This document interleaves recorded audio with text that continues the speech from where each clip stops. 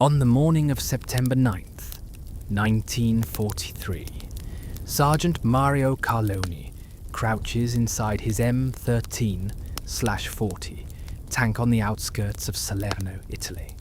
Through the narrow vision slit, he watches the Mediterranean sun glint off the waves, turning the bay into a sheet of hammered bronze. His hands are slick with sweat on the metal controls. The air inside the tank smells of oil, cordite, and fear.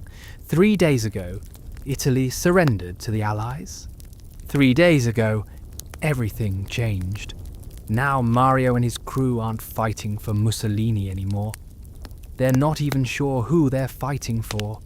The Germans, their former allies, have become occupiers overnight, and somewhere out there, beyond the olive groves and stone walls, American Sherman tanks are rolling ashore with the Fifth Army invasion force. "Sergeant," his driver whispers, "we should pull back. We should." "Quiet." Mario adjusts his leather helmet, fingers trembling. His M13/40 weighs 14 tons. He knows the American Sherman weighs 30. His main gun fires a 47mm shell. He's heard the Sherman's 75mm cannon can punch through concrete walls. His tank's armor is 42mm at its thickest point. Intelligence reports say some Sherman variants have 76mm of frontal armor. The mathematics of this encounter are simple, and they are horrifying. Through the vision slit, movement, a shape emerging from the morning haze, rumbling between two farmhouses. Angular, massive, the unmistakable silhouette of an American medium tank. Mario's throat goes dry. His finger finds the commander's trigger. This is the moment when Italian tankers, trained in the doctrine of Mussolini's armored divisions, came face to face with American steel. This is the moment when courage confronted obsolescence, when doctrine met reality. This is the moment when Italy's tankers learned the terrible truth about the machines they'd been sent to fight in. What happened next would expose one of World War II's most devastating technological gaps, and reveal why some men kept fighting even when their equipment had already surrendered for them. Today, we're diving into one of the most lopsided armor confrontations of World War II. When Italian tankers, equipped with outdated machines and caught in the chaos of their nation's surrender, went up against American Sherman tanks during the Italian campaign of 1943 to 1945. This is the story of obsolete armor, impossible odds, and the men who fought from inside steel coffins while knowing they were already dead. Let's rewind to 1940, when Mussolini declared war on France and Britain, confidently proclaiming Italy's entry into World War II. The Italian Royal Army's armoured corps, the Corpo d'Armata Corazzato, rolled into battle with what Italian engineers believed were modern fighting vehicles. At the forefront was the Carro Armato M13/40, Italy's primary medium tank. On paper, the M13/40 seemed adequate for 1940. It mounted a 47mm main gun derived from an Austrian anti-tank design. It could manage 25 kilometers per hour on roads. It carried a crew of 4 men, crammed into a fighting compartment barely large enough for 3.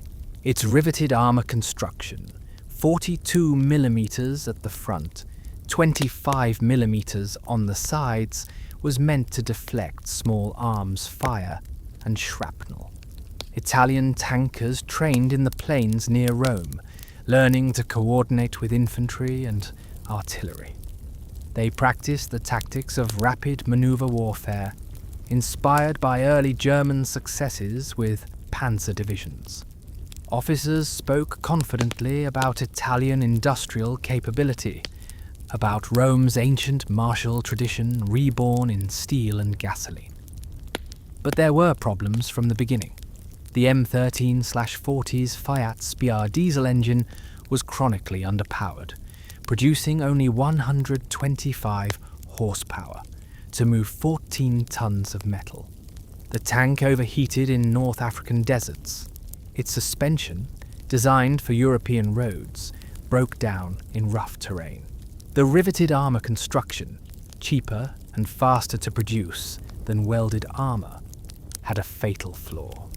When struck by shells, the rivets would shear off inside the crew compartment, turning into lethal projectiles that ricocheted through the interior. And the 47mm gun, adequate against light armour in 1940, was already becoming obsolete by 1941.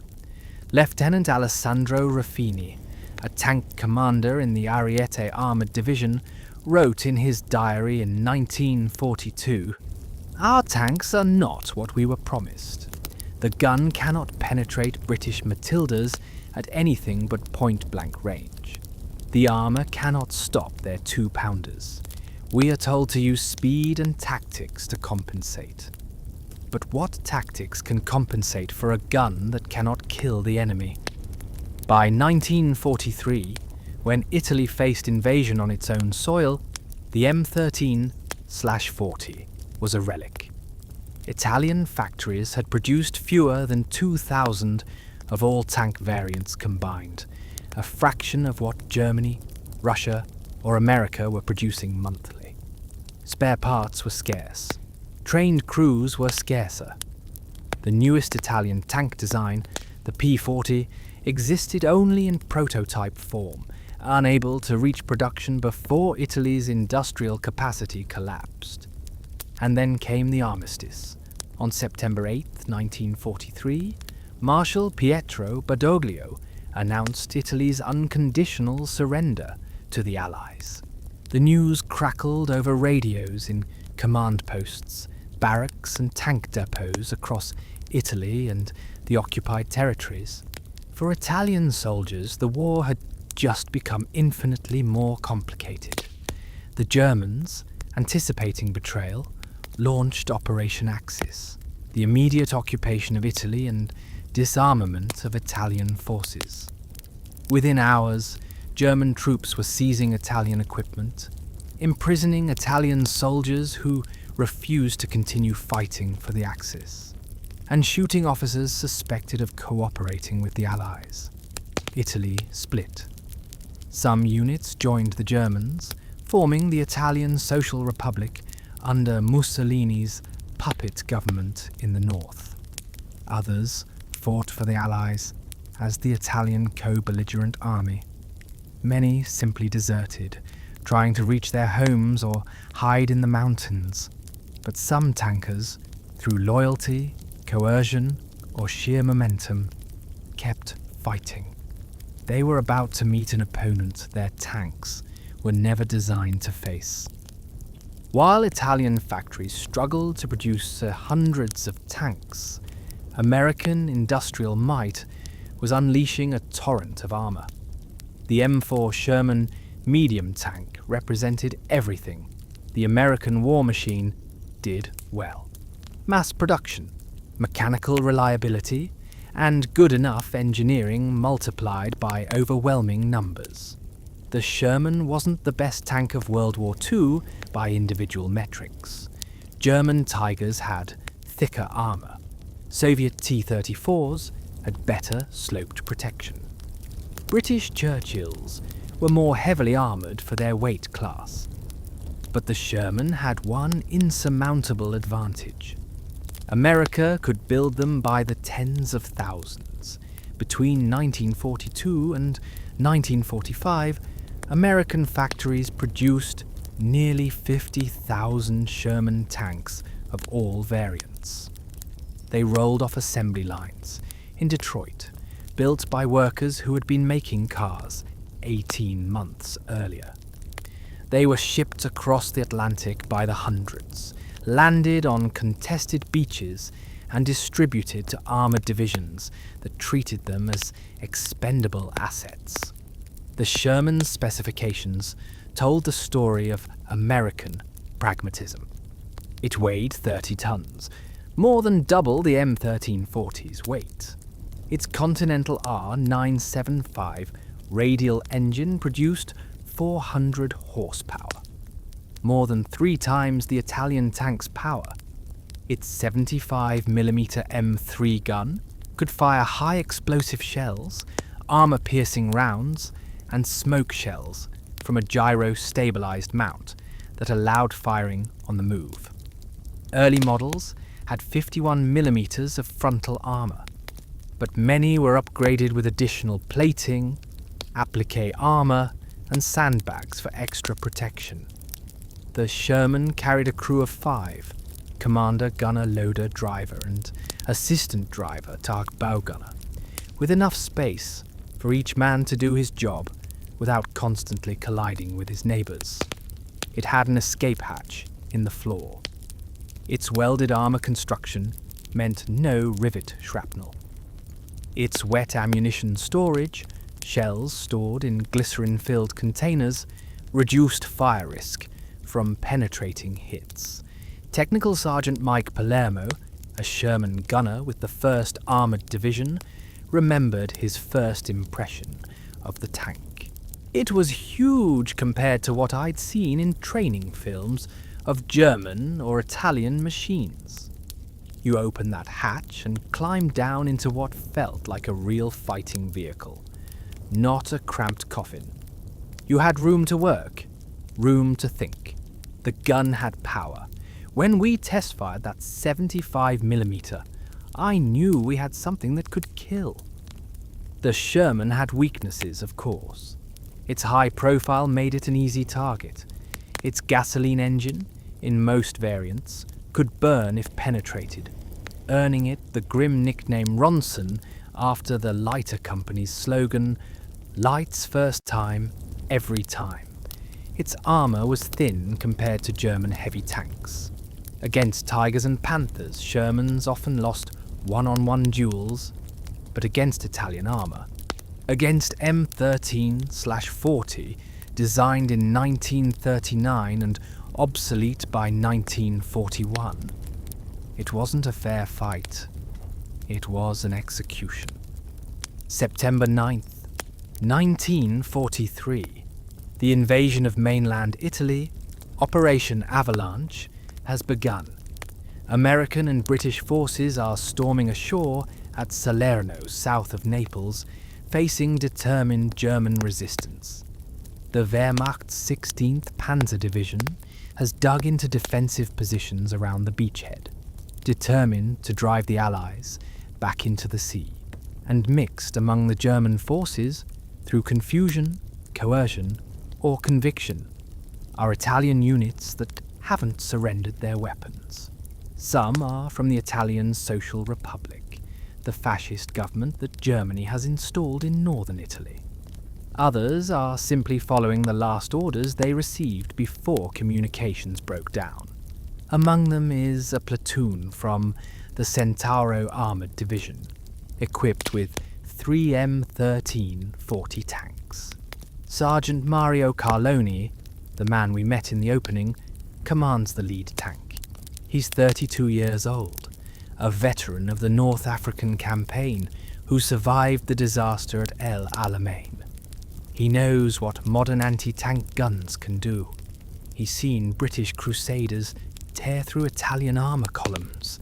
He's pulled dead friends from burning wrecks. But he's never faced American armour directly.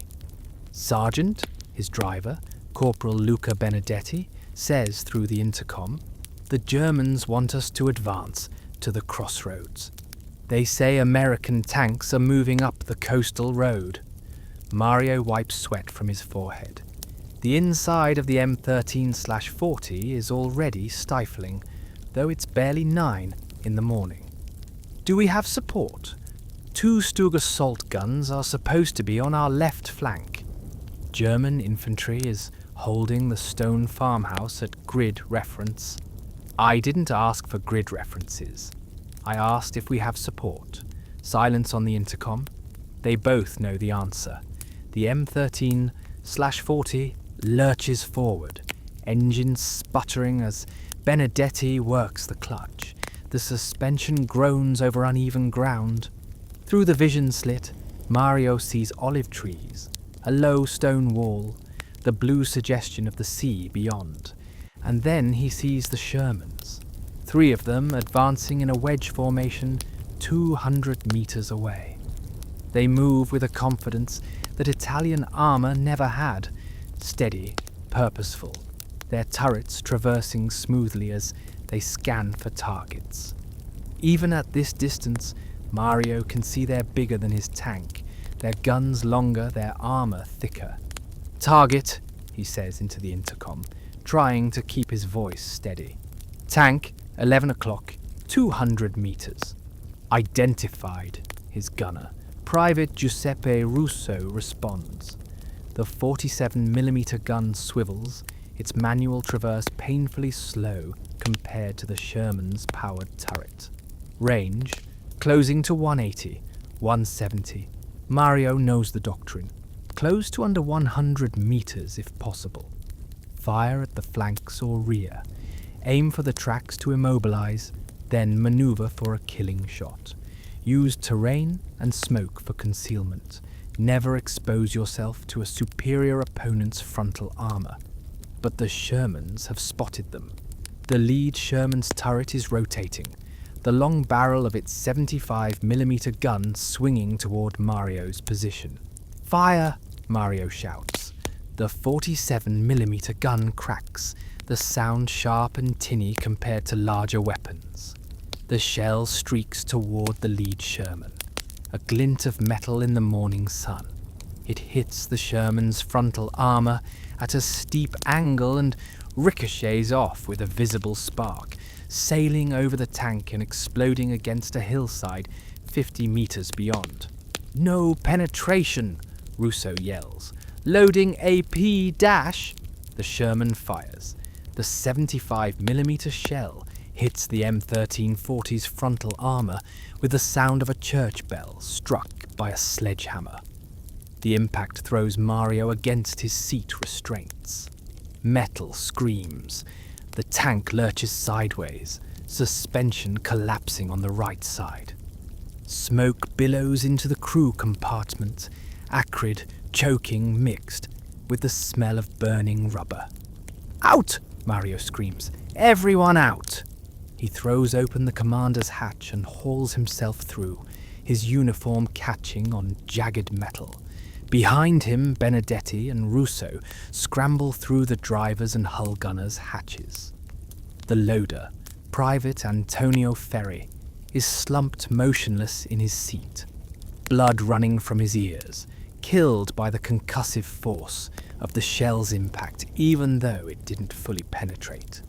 They sprint toward a drainage ditch 20 meters away, expecting at any moment to hear the chatter of machine gun fire. But the Sherman doesn't fire again. It rolls past their burning tank, the commander barely glancing at them from his open hatch, focused on the next threat. Mario lies in the ditch, gasping, watching his tank burn. The entire engagement lasted less than 30 seconds. One shot from the Sherman had mission killed his vehicle and killed one of his crew, and the Americans had made it look easy. To understand what happened at Salerno, and what would happen in dozens of similar encounters across Italy, you need to understand the technical reality of the mismatch. The M13/40's 47mm gun fired a shell weighing 1.44 kilograms at a muzzle velocity of 630 meters per second. Against homogeneous steel armor at 90-degree impact angle, it could penetrate approximately 43 millimeters of armor at 100 meters, and significantly less at longer ranges or against angled armor. The Sherman's frontal armor, even on early models, was 51 millimeters thick at the front plate and up to 76 millimeters on the turret face, both angled for increased effective thickness. The Sherman's side armor was 38 millimeters, still comparable to the M13/40's best penetration values. Do the math. The Italian tank could only reliably penetrate a Sherman from close range, from the side or rear against flat surfaces. Any angle, any distance, any frontal engagement meant the 47mm shell would ricochet or fail to penetrate. But the Sherman's 75mm M3 gun fired a 6.8 kilogram armor-piercing shell at 620 meters per second. Against the M13/40's 42mm frontal armor, it could penetrate from practically any combat range: 200 meters, 500 meters, 800 meters. The Italian tank's thin side armor might as well have been paper. Italian tankers understood this disparity immediately once they encountered Shermans in combat. Lieutenant Franco Benini, a tank commander who fought during the defense of Rome in 1944, later wrote, "The American medium tank was invulnerable to our guns except under perfect circumstances. Circumstances that never existed in actual combat. We were expected to fight them with machines that were obsolete before the war even reached Italy. It was not courage that we lacked. It was the means to apply that courage effectively. The Italians tried everything to compensate. They set up ambushes at close range, hoping to hit Shermans in the side or rear from concealed positions. They coordinated with German anti-tank guns, trying to use their tanks as bait to draw American armor into killing zones. They attempted night attacks when visibility was reduced, and the Americans' numerical and technical advantages were partially negated. They fought from hull-down positions behind berms and walls, exposing only their turrets. Sometimes these tactics worked. Italian tankers occasionally knocked out Shermans through perfect shots at close range, or through sheer persistence in overwhelming a single target with multiple hits. But these were exceptions, victories to be celebrated precisely because they were so rare. More often, encounters followed the pattern at Salerno. Italian tanks destroyed quickly, their crews forced to bail out, the American armor rolling forward barely slowed. The Americans, for their part, quickly learned not to fear Italian armor. Sherman crews who'd been trained to respect German Panthers and Tigers treated M13/40s and their cousins as minor threats, nuisances to be eliminated quickly before engaging more dangerous opponents.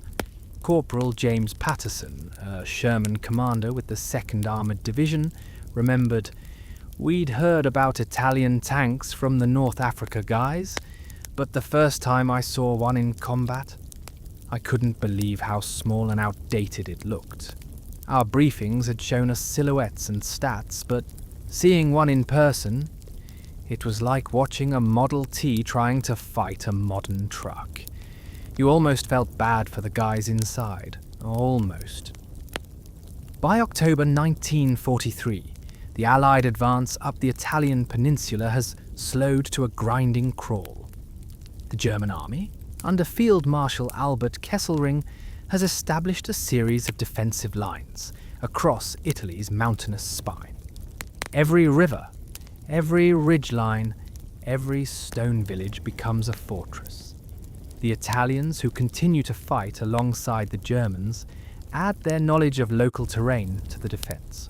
On October 12th, along the Volturno River, north of Naples, a composite Italian armoured unit makes its stand. They have 6 operational tanks, 3 M13/40s, and 3 of the slightly improved M14/41 variant, supported by German infantry and anti-tank guns. Their mission? Delay the American advance long enough for German engineers to prepare the next defensive line 10 kilometers north. Lieutenant Alessandro Conti commands the Italian tank platoon. At 24, he's one of the youngest tank officers still fighting, most senior officers having surrendered or deserted during the armistice chaos. He studied engineering at the University of Bologna before the war. He understands the numbers. He knows what his tanks can and cannot do. That understanding is precisely why he's terrified. "Listen," he tells his crews in a pre-dawn briefing, their breath fogging in the October cold. "We cannot face the Americans head-on. That is suicide. Our mission is delay, not destruction. Fire from cover. Hit and move. Force them to deploy, to call for artillery, to waste time. Every hour we buy is a success. Your survival is secondary to time. Do you understand?" The tankers nod, but Conti sees the fear in their eyes. They've all heard the stories from Salerno. They know what happens when M1340S fight Shermans. "One more thing," Conti adds. "If your tank is hit and you survive the initial impact, get out immediately. Do not try to fight from a disabled vehicle. The Americans will put another shell into it, and another until it burns. Your families need you alive more than Italy needs your corpse. Understood?" "Yes, sir." The plan is simple. Position the tanks in hull-down positions overlooking the river crossing, camouflaged behind stone walls and vegetation. Let the first American vehicles cross unmolested. Infantry carriers, supply trucks, reconnaissance units. Wait for the Shermans. Hit the first and last tanks in the column to create a traffic jam. Then withdraw before the Americans can coordinate a response. At 0642 hours, the Americans arrive. Conti watches through his binoculars from a position 50 meters behind his forward tanks. American infantry half-tracks roll across the temporary bridge the engineers laid overnight. Supply trucks follow, then a column of Shermans.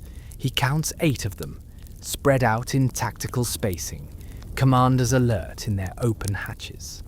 "Wait," Conti whispers into his radio, knowing his crews can't hear him at this distance but needing to say it anyway. "Wait!" The first Sherman rolls off the bridge onto the north bank. The second follows. The third. "Now!" Conti shouts into the radio. "Fire and displace!" 3 47mm guns crack almost simultaneously. At 150 meters against side armor, 2 shells penetrate. The lead Sherman lurches to a stop, smoke pouring from its engine deck. The third Sherman in line takes a hit that penetrates the turret ring. A lucky shot, a weakness in the armor where the turret meets the hull. The crew bails out, one man's uniform on fire, but the other 5 Shermans react instantly. Turrets swivel, guns elevate, commanders duck into hatches. One Sherman fires at the muzzle flash of Conti's second tank before the Italian crew can even load another round. The 75mm shell hits the M14/41 dead on, punching through the frontal armor and detonating the ammunition stored in the hull. The tank explodes, not burns, but explodes, the turret lifting off the chassis and tumbling backward like a child's toy thrown in anger. "Pull back!" Conti screams into the radio. "Pull back now!" His remaining tanks are already moving, engines roaring as they reverse from their positions. But the Shermans have their range now. Another 75mm shell catches an M13/40 as it turns, hitting the thinner side armor and setting the tank ablaze. The crew scrambles out, one man's left arm hanging uselessly. shattered by spalling. Conti's own tank makes it to the rally point, a sunken road 200 meters back, along with just 2 others. Of his 6 tanks, 3 are burning hulks and 1 is disabled but salvageable if they can recover it tonight. They've delayed the American advance by exactly 47 minutes, the time it takes for engineers to clear the disabled Shermans, and repair the damaged one enough to limp to the rear. That night, sitting in a commandeered farmhouse that serves as a temporary headquarters, Conti calculates the mathematics of attrition. 6 tanks committed, 3 destroyed, 1 damaged beyond field repair, 2 survivors needing maintenance. American losses: 2 Shermans temporarily disabled, both likely to be repaired and back in service within days. Crew casualties: 4 Italians dead, 3 wounded, versus 2 Americans wounded. He writes in his journal, "We cannot win this equation. For every hour we delay them, we lose machines we cannot replace and men we cannot spare. The Americans can afford to trade tanks. They have hundreds more. We have perhaps 20 operational tanks left in all of Italy fighting for the Social Republic. How long can we sustain this? How long before there are no tanks left at all?" The answer, he knows, is measured in weeks, maybe days. As autumn rains turn Italy's roads into rivers of mud, the pattern repeats across the Gustav Line, the Bernhardt Line, and dozens of unnamed defensive positions in Italy's mountains.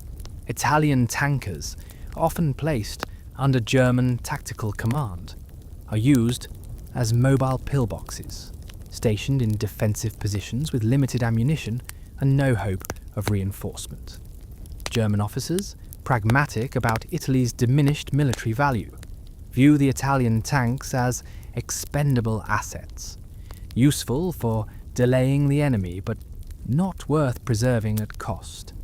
On November 18th, at a village called San Pietro in Fene, 5 Italian M1340s are dug into positions on the southern slope of Monte Sammucro. They're technically attached to the German 29th Panzer Grenadier Division, but no German officer has visited their position in 3 days. They're running low on fuel.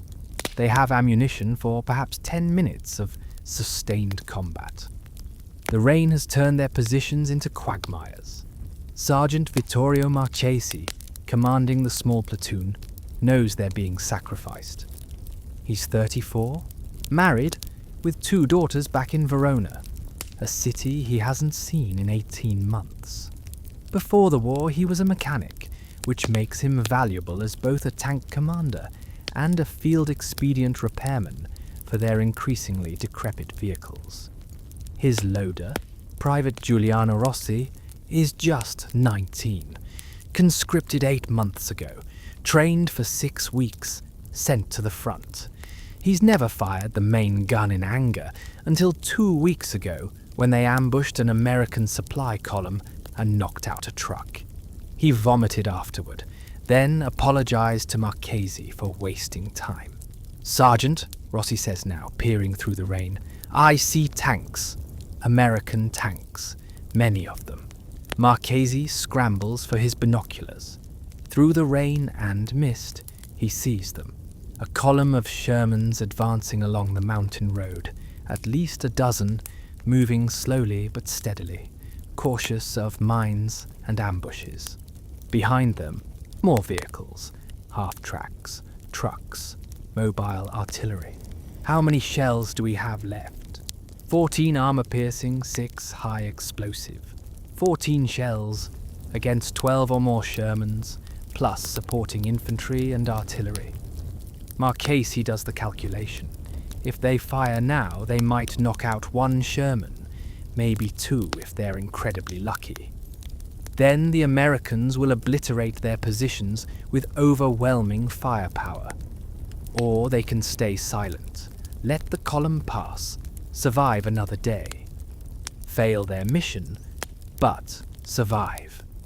He thinks of his daughters, Elena, 9 years old, who writes him letters about her schoolwork, Sophia, 6, who draws pictures of her family, always including Papa in his tank, even though she's never seen it, his wife, Francesca, who begged him not to continue fighting after the armistice, who said the war was already lost and survival was all that mattered. He thinks of Lieutenant Conti's words at a briefing 2 weeks ago. Your families need you alive, more than Italy needs your corpse. He thinks of Private Rossi, 19 years old, who hasn't lived enough life to die in the steel coffin of an obsolete tank. And he thinks of the oath he swore when he joined the army 12 years ago, of duty, of the men depending on him to do his job, even when that job is impossible. Load armor piercing, Marchese says quietly. Target the lead tank. We'll fire, then immediately displace to the alternate position. 1 shot, then we run. Pass the word to the other crews. Yes, Sergeant. The 47mm gun cracks. The shell hits the lead Sherman's frontal armor and ricochets harmlessly into the sky. Before Marchese can even order a retreat, 4 Shermans fire back simultaneously.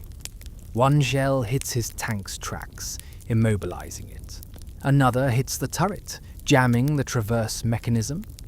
A third plows through the engine compartment, setting the diesel tanks ablaze. Out! Marchese shouts. Everyone out! They scramble from the burning tank and sprint for the tree line. Behind them, American machine gun fire kicks up mud and splinters bark from the olive trees. Marchese feels a bullet tug at his uniform sleeve, but he doesn't stop running until he's 100 meters away, hidden in a ravine, watching his tank burn. Of the 5 Italian tanks, 3 are destroyed in the opening barrage. 1 retreats successfully. The last has its gun destroyed, but its mobility intact, so the crew abandons it and retreats on foot. Marchese gathers his surviving crews that evening in a shepherd's hut, 5 kilometers from the battle site.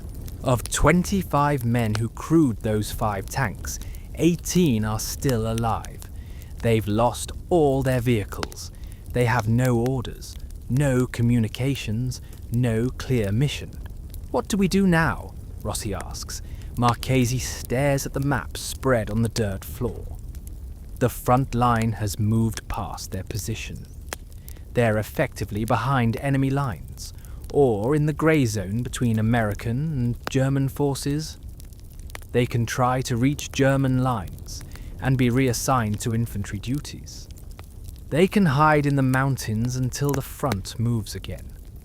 They can surrender to the Americans, or they can do what thousands of other Italian soldiers have already done. Go home. We're done fighting in tanks, Marchese says. There are no more tanks to fight in. I'm going home to Verona. Anyone who wants to come with me, we leave at dawn. Anyone who wants to keep fighting. That's your choice, and I won't judge you for it. That night, 17 men decide to desert. They strip off their uniforms, take civilian clothes from abandoned farmhouses, and disappear into the Italian countryside. They'll spend the next year trying to avoid both the Germans, who shoot deserters, and the Americans, who intern military-age Italian men as potential combatants. Only Marchese and 7 others will survive to see the war's end. What does it do to a soldier's mind when he realizes his weapon can't harm the enemy, but the enemy's weapon can kill him effortlessly? By early 1944, Italian tankers who continued to fight, whether for the Social Republic in the north or, in some cases, for the Allies with reconditioned equipment, confronted a psychological crisis as debilitating as any material shortage. Combat effectiveness depends on confidence. The belief that your training, your equipment, and your tactics give you a chance to accomplish your mission and survive. When that confidence erodes, soldiers become hesitant, defensive, prone to panic. They hesitate at critical moments. They seek reasons to avoid combat. They desert at the first opportunity. Dr. Giuseppe Medici, a military psychiatrist who treated Italian soldiers during and after the war, documented what he called equipment fatalism. The belief that death or failure was predetermined by the obsolescence of one's weapons. In interviews with surviving tankers, he found recurring patterns: intrusive thoughts about death by burning, hypervigilance in scanning for enemy armor, avoidance of leadership roles that required initiating combat, and profound anger at officers and politicians who'd sent them to war in obsolete machines. One tanker, whose name Dr. Medici kept confidential, told him, "Every time we saw a Sherman, it was like watching a tiger approach while you're armed with a pocket knife. You know how it ends. You know you can't win. But you're ordered to fight anyway, and if you refuse, you're a coward or a traitor. So you fight, and men die, and you accomplish nothing except delaying the inevitable by minutes. After a while, you stop feeling fear. You just feel empty, dead already, just waiting for the event to catch up with the feeling." This psychological reality affected tactical performance in measurable ways. Italian tank crews increasingly refused to engage enemy armor unless under direct observation by German officers or superior officers. They expended ammunition at excessive distances, hoping to avoid close engagement. They retreated at the first sign of heavy resistance. They falsified after-action reports to avoid being sent back into combat situations. None of this was cowardice in the traditional sense. These were men who'd fought in North Africa, in Russia, in the Balkans. They'd proven their courage under fire dozens of times. But courage has limits, and one of those limits is the point where bravery becomes indistinguishable from suicide. Lieutenant Carlo Ferrante, a tank platoon leader with the Littorio Division, who later switched sides to fight for the Italian co-belligerent army, wrote in 1944, "We were not afraid to fight. We were afraid of being murdered by our own equipment. There is a difference between accepting risk and accepting certain death. The first is what soldiers do. The second is what victims do." By mid-1944, the Italian Social Republic essentially stopped using tanks in combat operations. The few M13/40 and M14/41, still operational, were relegated to rear area security duties, fighting partisans who lacked anti-tank weapons. The Germans, meanwhile, gave priority for scarce German armour. Stug's obsolete Panzer III's captured French tanks to German crews, correctly calculating that Italian tanks were too obsolete to justify combat deployment. For Italian tankers, this was both a relief and a humiliation. They were being benched not because they were incompetent, but because their equipment was so worthless that even desperate defensive operations couldn't justify their use. As the Allied advance ground northward toward Rome through early 1944, the mathematics of armor warfare in Italy became increasingly lopsided. The Americans, learning from early struggles, had adapted their tactics for mountain and urban warfare. Sherman tanks now operated in close coordination with infantry, engineers, and artillery. They used overwhelming firepower to suppress defensive positions before advancing. They employed smoke screens and indirect fire to obscure Italian and German anti-tank guns. When they encountered strong resistance, they simply bypassed it and called in airstrikes. On March 23, 1944, during the fighting near Cassino, an incident occurred that encapsulated the entire futility of Italian tank operations in the campaign. A single M13/40, commanded by Sergeant Pietro Lombardi, was positioned on a hillside overlooking Highway 6, the road to Rome. Lombardi's orders were to observe and report enemy movements. He was explicitly told not to engage unless fired upon, as his tank was the last operational Italian armour in his entire battalion. At 14:30 hours, a column of American vehicles appeared on the highway. Trucks, jeeps, a few half-tracks and 3 Sherman tanks providing escort. Lombardi watched them through his binoculars. He knew he should just observe and report. He knew engaging was pointless. He knew his 47mm gun couldn't penetrate those Shermans from this range and angle. But he also knew that in 10 minutes, that column would reach a junction where German infantry was waiting in ambush. If he fired now, distracted the Americans, maybe he could help the ambush succeed.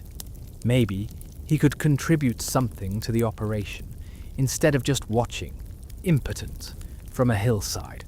"Load armor-piercing," he ordered. "Sergeant," his gunner protested, "we're supposed to observe only. If we fire, I know what we're supposed to do. Load the gun." Music, intense decision point. The 47mm gun fired. The shell hit the trailing Sherman's turret and ricocheted off, the impact barely visible at 400 meters. For a moment, nothing happened. The American column continued moving, seemingly unaware they'd even been hit. "Reverse!" Lombardi screamed. "Get us out of here!" The M13/40 lurched backward, engine whining. Through his vision slit, Lombardi saw the Sherman's main guns elevate, calculating the trajectory to his hillside position. They never got the chance to fire a second shot. The first Sherman's 75mm shell hit the ground 3 meters in front of Lombardi's tank, showering the frontal armor with rock fragments and dirt. The second shell, fired simultaneously by another Sherman, hit the tank's left track, severing it and sending the track assembly spinning across the hillside like a broken bicycle chain. The third shell, aimed high to account for the hillside angle, sailed over the disabled tank and exploded against the ridge behind them. But the Americans weren't done. Over the next 3 minutes, the Shermans methodically fired 17 shells at Lombardi's immobilized tank. They were using it for target practice, for crew training, for the simple satisfaction of destroying an enemy vehicle that had dared to fire at them. Lombardi and his crew abandoned the tank after the first hit and watched from a slit trench 50 meters away as their M1340 was systematically dismantled. One shell destroyed the gun mantlet. Another penetrated the turret, detonating remaining ammunition. A third set the engine on fire. By the time the Shermans ceased firing, the Italian tank was a smoking ruin that would never move again. The American column, delayed by exactly 8 minutes, continued toward Rome. That night, Lombardi sat in a captured German bunker, head in his hands. His company commander, a German lieutenant named Schneider, was furious at him for revealing the position and wasting the battalion's last tank on a pointless gesture. "What were you thinking?" Schneider demanded in broken Italian. "You had one job, observe. Instead you fire at American armor from a useless position with a useless gun and draw fire that could have hit our infantry positions. I was thinking I'm a tank commander who can't command tanks in battle," Lombardi shot back. "I was thinking I've spent 3 years training to fight enemy armor, and every time I try, I discover my gun can't penetrate, my armor can't protect, my engine can't outrun them. I was thinking that maybe, once, I could contribute something other than just hiding and watching better equipped men do the real fighting." Schneider stared at him for a long moment, then his expression softened. He'd fought in Russia. He'd seen obsolete equipment and doomed men. He understood. "Your war in tanks is over," Schneider said more gently. "You'll be reassigned to infantry. The Reich doesn't have tanks to waste on gestures of pride." Lombardi never served in a tank again. He spent the rest of the war as an infantryman, fighting from trenches and foxholes, and survived to surrender to American forces in April 1945. Years later, in a memoir he wrote for his grandchildren, he reflected on that moment. "I learned that day that bravery without adequate means is not valor. It is waste. The men who died in those tanks were not heroes who fell in glorious battle. They were victims of politicians and generals who sent them to war with equipment that was obsolete before they even reached the battlefield. We did not lose because we lacked courage. We lost because we lacked the tools to apply that courage effectively." Let's pause the narrative for a moment to examine the stark statistical reality of Italian armor in the Italian campaign. Between September 1943 and April 1944, a span of 7 months, Italian units fighting for the Social Republic deployed approximately 87 operational tanks of all types in combat operations. This includes M13/44s, M14/41s, a handful of M15/42s, the final Italian medium tank variant, and some Semovente self-propelled guns. Of those 87 tanks, 64 were destroyed or damaged beyond repair, 18 were captured by Allied forces, 5 were scuttled by their own crews to prevent capture. That's a 100% loss rate in 7 months of defensive operations. American losses in the same theatre during the same period included approximately 340 Sherman tanks destroyed or damaged. However, and this is critical, 267 of those 340 were recovered, repaired, and returned to service. Of the 73 total losses, exactly 0 were caused by Italian tank guns, Italian anti-tank guns, infantry Panzerfausts, German tanks, mines, artillery, and mechanical breakdowns accounted for all American tank losses. Not one Sherman was destroyed by an Italian tank. The Italian contribution to German defensive operations came primarily from infantry units, anti-tank gun crews using German weapons, and tactical knowledge of Italian terrain. Italian armour was effectively a non-factor in combat operations by spring 1944. Production numbers tell a parallel story of industrial inadequacy. In the first 4 months of 1944, American factories produced 4,237 Sherman tanks. German factories produced 912 Panzer IV tanks and 865 Panthers. Soviet factories produced 3,800 T-34s. Italian factories produced exactly 0 tanks. The Italian Social Republic's industrial capacity had completely collapsed. Factories in northern Italy were producing small arms, ammunition, and aircraft parts, but no armoured vehicles. The few Italian tanks still operational in mid-1944 were pre-armistice survivors running on scavenged parts and captured fuel. For comparison, consider that in the time it took Italy to lose its entire operational tank force, 7 months, the United States produced enough Shermans to equip 17 full armoured divisions. This wasn't a fair fight. This was industrialised warfare conducted by a first-rate military-industrial power against the remnants of a third-rate one. On June 4th, 1944, American forces entered Rome. The Italian capital, declared an open city by the Germans to prevent its destruction, fell without a major battle. Thousands of Italian civilians lined the streets, cheering, throwing flowers, celebrating liberation. For Italian tankers who'd fought against that liberation, the moment was complicated. Some, like Sergeant Marchesi, had already deserted and were hiding in the countryside, trying to reach their families. Others were captured by American forces and processed into prisoner-of-war camps.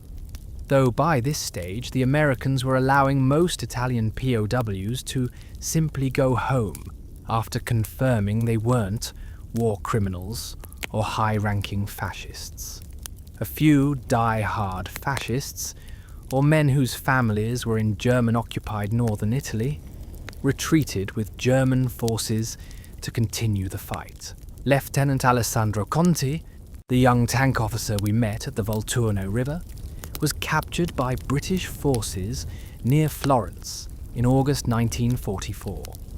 In interrogation, he was cooperative and forthcoming about Italian tank operations, partly because he was genuinely disillusioned with fascism, partly because he knew the information was militarily worthless at this point. A British intelligence officer's report from his interrogation reads, "Subject is a well-educated and articulate officer who expressed profound bitterness about being expected to fight with obsolete equipment. He stated that Italian tankers felt betrayed by our own government and industries, who'd sent them to war with 1930s technology against 1940s opponents. He was adamant that Italian tank crews fought bravely given their circumstances, but that bravery was wasted on machines that couldn't protect us or harm the enemy. Subject seems emotionally exhausted but rational and cooperative." Conti was released in September 1944 and returned to Bologna, where he found his family home damaged but standing. He resumed his engineering studies after the war, eventually becoming a professor of mechanical engineering. He never wrote publicly about his war experiences, but his students remembered him emphasizing, again and again, the importance of adequate tools for the job at hand and ethical responsibility in engineering design. Sergeant Mario Carloni, whose tank was knocked out at Salerno in the opening scene, survived the war working as a mechanic in German rear area depots. He was captured by American forces in April 1945 and spent 3 months in a POW camp before being released.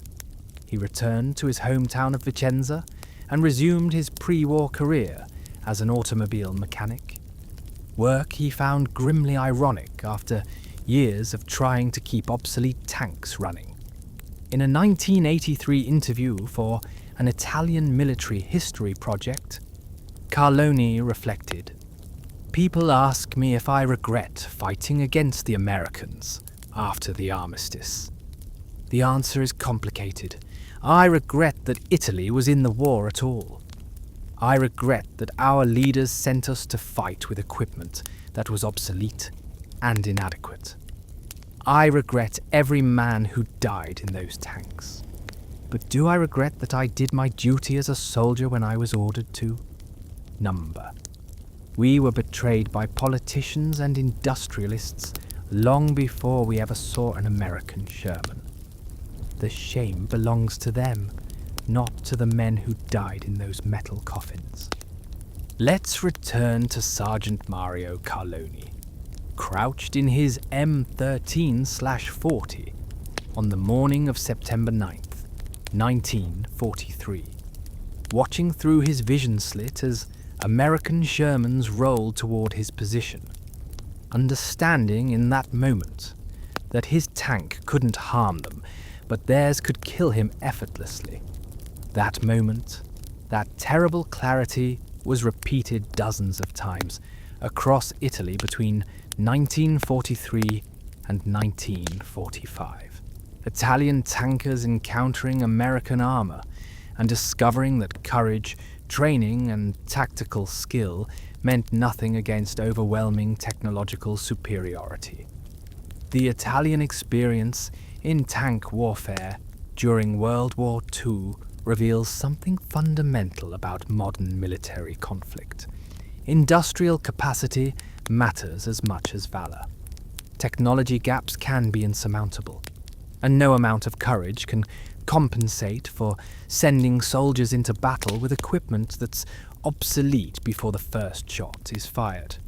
By the end of the Italian campaign, Italy had lost approximately 800 armoured vehicles of all types: tanks, self-propelled guns, armoured cars. American and British Commonwealth forces lost approximately 1,200 tanks in the same campaign, but the vast majority were repaired and returned to service. The Allies could replace their losses. Italy couldn't. More importantly, American tanks evolved during the campaign. The Sherman that landed at Salerno in September 1943 was upgraded, up-armoured, and improved throughout 1944 and 1945. Some variants mounted 76mm guns that could engage German heavy armour. Others carried flamethrowers or specialised engineering equipment. The Sherman adapted to the war it was fighting. The M13/40 couldn't adapt. It was obsolete in 1943 and would remain obsolete no matter how bravely it was crewed or how cleverly it was employed. This asymmetry, adaptable, abundant, technologically superior armour versus obsolete, scarce, inadequate machines, defined the Italian tank experience. It turned every engagement into a foregone conclusion. It transformed tank combat from a contest of skill into an exercise in survival. Today, military historians study the Italian tank forces of World War II as a cautionary tale about industrial preparedness, realistic strategic planning, and the ethics of equipment procurement. The lesson is simple but profound. If you're going to send men to war in tanks, make sure those tanks can actually fight the battles you're asking them to fight. For Italian tankers, that lesson came too late. They paid for their nation's industrial inadequacy with their lives, fighting in machines that were obsolete before they ever saw combat, facing opponents they couldn't harm with equipment that couldn't protect them. In the end, Italian tankers didn't lose to American courage or tactics. They lost to American factories, to industrial capacity they couldn't match, and technological advantages they couldn't overcome. That's not how soldiers want to lose. But in modern industrialized warfare, that's often how wars are decided, not by the men in the tanks, but by the factories that built them. Thanks for watching. If you found this video informative, please like, subscribe, and hit the notification bell for more military history content. In the description below, you'll find sources, recommended reading, and links to museum collections where you can see both M13/44s and Shermans in person. Next week, we'll be covering the Soviet tank crews who fought in Lend-Lease Shermans on the Eastern Front, and how Russian crews adapted American machines to Soviet tactics. Until then, remember, the men who fought in obsolete machines, and the lesson they paid for with their lives. Courage without adequate means is not valor. It's waste.